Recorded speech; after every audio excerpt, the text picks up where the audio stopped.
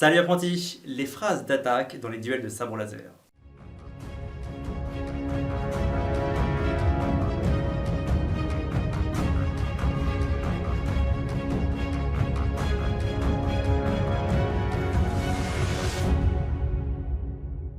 Dans les précédentes vidéos, nous avons étudié les différentes attaques, les différents blocages et les différents déplacements, ainsi que les équipements nécessaires pour les duels de sabre laser. Pour rappel, les règles mises en place le sont par la Fédération française d'escrime et sont susceptibles d'être modifiées pour améliorer le déroulé des combats ou pour une uniformisation mondiale des règles. Dans ce tuto, on va se concentrer uniquement sur les phrases d'attaque. Alors oui, j'ai bien dit phrases d'attaque, comme une phrase d'un texte, ou plutôt dans ce cas, comme une phrase d'un dialogue. Un duel au sabre laser est clairement un dialogue, où chaque adversaire propose un argument à la fois, soit pour nous une attaque. Ensuite, il y a la réaction de l'adversaire, puis son argument. Rassure-toi, je vais expliquer tout ceci pas à pas. Je préfère te dire dès le départ que pour une personne qui, comme moi, vient du monde des arts martiaux, eh bien ce n'est absolument pas naturel. J'avais même une réaction de rejet par rapport à ces règles, mais avec le temps, on s'y fait. Et on cherche et on imagine un maximum de scénarios pour varier le plus possible lors des combats.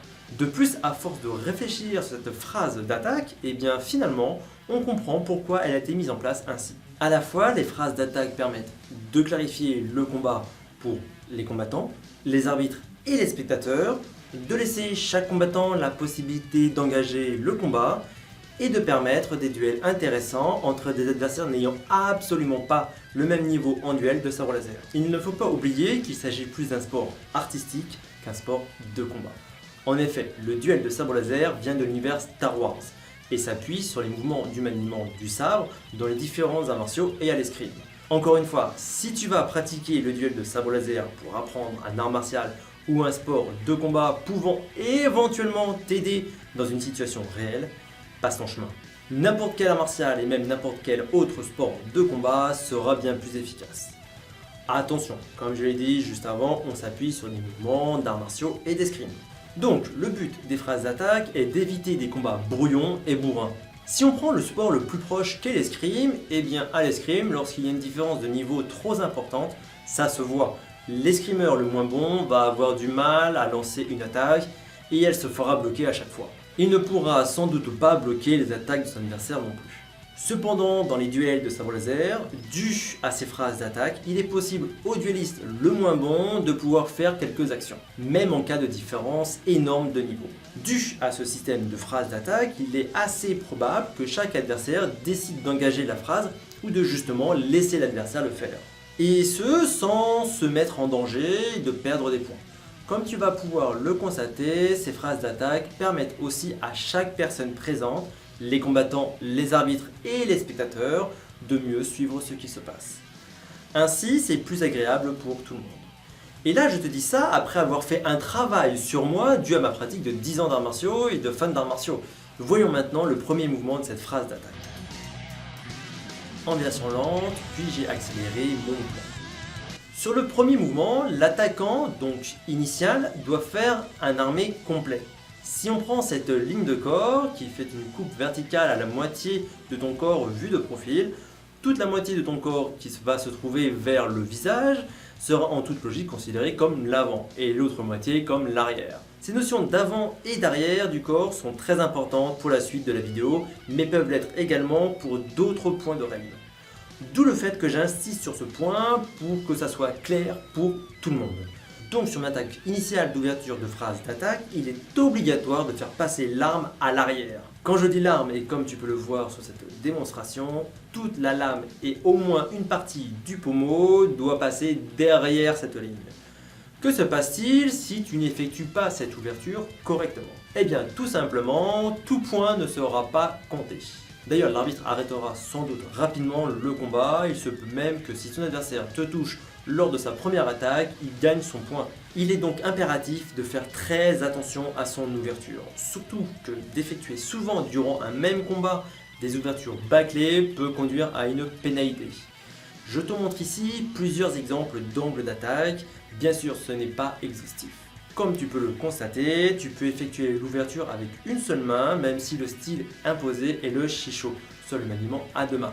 du moment que tu portes la frappe à deux mains. Deux exemples d'ouverture incorrecte. Ici, il n'y a que le bout de ma lame qui passe à l'arrière. Tu vas me demander s'il est possible de bouger et si c'est le cas, de combien de temps et de distance disposes-tu pour porter ton attaque. Pour le temps, c'est légèrement subjectif pour l'instant, mais en gros, entre le début du mouvement d'ouverture et l'attaque initiale, il ne doit pas s'écouler plus de 2 à 3 secondes. Pour la distance, tu as le droit à 3 pas. Voici 3 autres exemples. Ici, tu peux constater que j'effectue plusieurs pas avant de commencer mon ouverture. Pas qui ne sont donc pas comptés. Seuls les pas effectués après l'armement complet sont comptés. Rien ne t'empêche d'effectuer des spins ou des volts ou autres mouvements. La seule chose à ne pas faire est de réarmer ton attaque. C'est là que les spins peuvent être problématiques. Mes spins ici font repasser le bout de ma lame derrière moi. Certains arbitres pourraient donc te refuser ton ouverture de phrase d'attaque. C'est un point à voir avec l'arbitre avant le duel ou après, mais pas pendant. Passons à la suite des événements. J'ai effectué mon ouverture de phrase d'attaque correctement. Mon adversaire a donc 3 possibilités.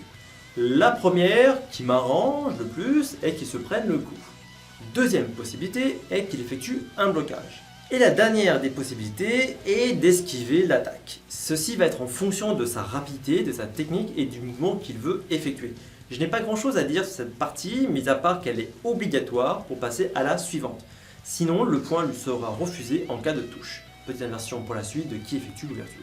Donc il y a l'ouverture qui se fait avec un armement complet par mon adversaire, puis j'effectue un blocage ou une esquive. Et enfin, je peux attaquer. Cependant, je dois respecter aussi un armement. Vu qu'il ne s'agit plus de l'ouverture de la phrase d'attaque, mais qu'on est déjà dans cette phrase d'attaque, mon armée est un armée simple, où il suffit que le bout de ma lame passe à l'arrière de mon corps. Cependant, si je fais un armée complet, ce n'est pas une faute, j'ai juste perdu du temps sur mon attaque.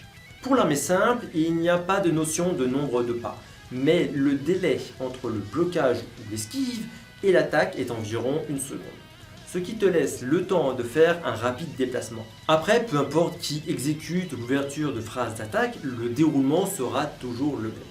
Puis je pense que tu as deviné la suite. Pour résumer, la phrase d'attaque, on a dans cet ordre.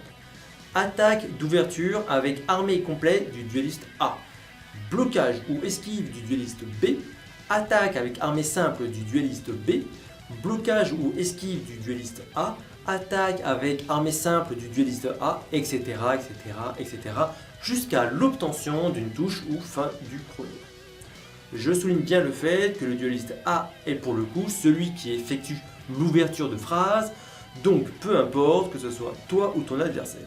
Et c'est là que la frustration peut arriver car il est strictement obligatoire de respecter cette suite d'événements dans la phrase d'attaque. Par exemple, lors de l'ouverture, l'adversaire n'a pas le droit de t'attaquer, qu'il utilise un armé complet ou un armé simple. Il s'agit ici de la règle de la priorité d'attaque. Celui qui initie l'ouverture de phrase a la priorité d'attaque. Puis, chacun des adversaires attaque à son tour. L'autre n'a pas le droit d'effectuer des attaques en dehors de son tour. Cependant, durant l'ouverture de phrase d'attaque, rien ne t'empêche de te déplacer pour te mettre hors de portée ou tout simplement tourner avec lui sur sa volte. Que faire lorsque les deux duellistes initient une phrase d'attaque en même temps ou presque? Il vaut mieux qu'ils stoppent par eux-mêmes leur action. Il suffit d'un léger décalage pour que l'arbitre accorde le point à celui qui a été le premier à initier son mouvement d'ouverture. Je te déconseille de mettre en place une tactique qui consisterait à saper le moral de ton adversaire en l'attaquant durant son ouverture ou en commençant quasiment en même temps que lui une ouverture de phrase d'attaque. Ce genre de comportement n'est pas apprécié par les arbitres. Si tu viens aussi du monde des arts martiaux, cette façon de pratiquer le sabre doit sûrement te frustrer car on t'a enseigné à dépasser la vitesse de ton adversaire. Soit pour le bloquer, soit pour l'attaquer durant son attaque. Mais il faut vraiment mettre de côté son esprit martial dans les duels de sabre laser, en tout cas pour ce type de philosophie. Dans de prochaines vidéos, on verra comment mettre en place des stratégies, soit pour feinter, soit pour prévoir la suite des actions de son adversaire, et donc du coup, en fait pas pour marquer le point sur la première attaque lors de l'ouverture, mais sur la deuxième attaque que tu vas effectuer.